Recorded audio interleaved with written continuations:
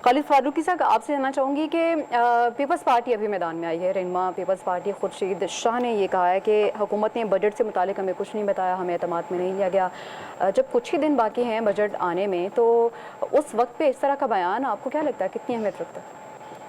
देखिए, ये तो इस वक्त पीपल्स पार्टी जिस तरह की गेम खेल रही है वो हुकूमत में नहीं है और हुकूमत में हैं भी, इत्तेहादी भी हैं और इत्तेहादी नहीं भी। तो उनको मेरे अपने ख्याल है कि इस वक्त हुकूमत को इस तरह की बयानबाजी करके खौफजदा नहीं करना चाहिए और उसके लिए मुश्किलात नहीं पैदा करनी चाहिए। पीपल्स पार्टी को मजबूत इत्तेहादी के तौर पर जितनी हुकूमत को इस वक्त सपोर्ट की ज़रूरत है उसको सपोर्ट देनी चाहिए। पहली बात जो आप IMF के हवाले से कर रही थी, मैं ये समझता हूँ कि पाकिस्तान के लिए रज़ी साहब ने भी बात की, डॉक्टर साहब ने बात की, पाकिस्तान के लिए असल मसाइल जो ज़्यादा पैदा हुए हैं, जैसे भारत के बारे में कहा जाता है कि मनमोहन का प्रोग्राम जो था उनके दौर में जो इंडिया ने मुआशी पॉलिसी तय की, उसके बाद वो निकल गए, IMF के प्रोग्राम से भी निकल गए और उनकी बहाली भी हो गई। लेकिन मेरा अपना ये ख्याल है कि पाकिस्तान ने दो तरह के मालियाती प्रोग्राम ले रखे हैं।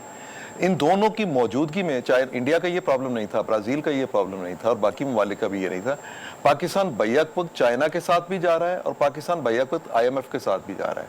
ये दोनों आलमी सतह पर एक दूसरे के हरीफ हैं। आप, ये मुमकिन नहीं है कि आप एक जगह से कर्जा लें दूसरी जगह पे वापस करें, या जिन शराइत पे आप एक जगह पे तय करते हैं, फिर हमने जो IMF के अहदाफ हैं उससे मुख्तलिफ अहदाफ के साथ चाइना के साथ अपने मामला तय कर रखे हैं जी।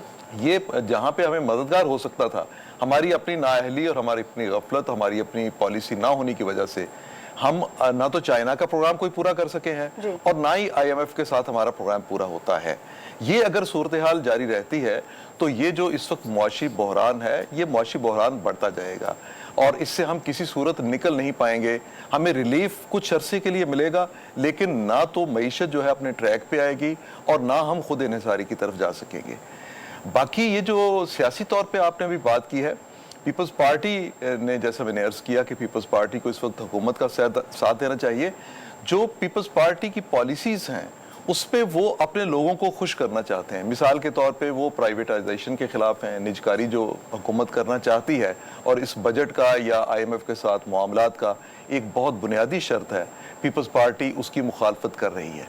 अब जो पीपल्स पार्टी मुखालफत कर रही है, कुछ लोग समझते हैं कि निजकारी की जो शराइत ये हुकूमत तय करना चाहती है उसमें कुछ ज्यादती हो जाती है, कुछ मुल्की मुफाद में नहीं रहती।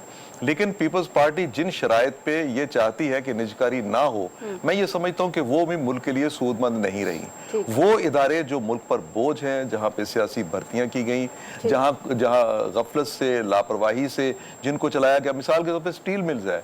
स्टील मिल्स अब बैठे बिठाए, अगर आज भी हम देखें कि स्टील मिल्स इतने अरसे से वहाँ पे काम तो कोई हो नहीं रहा, लेकिन इसके बावजूद वहाँ पे क्या है कि उसके ड्यूज कितने बन गए हैं।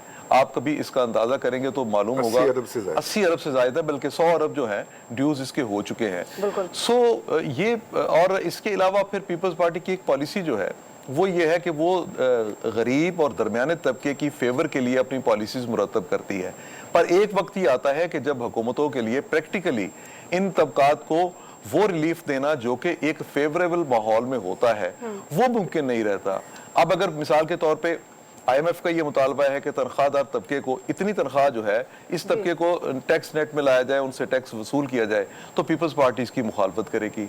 अब अगर ये होता है कि इन लोगों को ये सब्सिडीज इनसे वापस ली जाए, पीपल्स पार्टी इसकी मुखालफत करेगी। अब अगर ये तय नहीं होता कि किन लोगों को आप बिजली के यूनिट फ्री दे सकते हैं, अगर नहीं फेडरल लेवल पे ऐसा होता तो पीपल्स पार्टी फिर पेंशनर जो है उन पर अगर टैक्स लगता है तो पीपल्स पार्टी इसकी मुखालफत करेगी। पीपल्स पार्टी को अगर तहफुजात थे तो सामने आना चाहिए था। बिल्कुल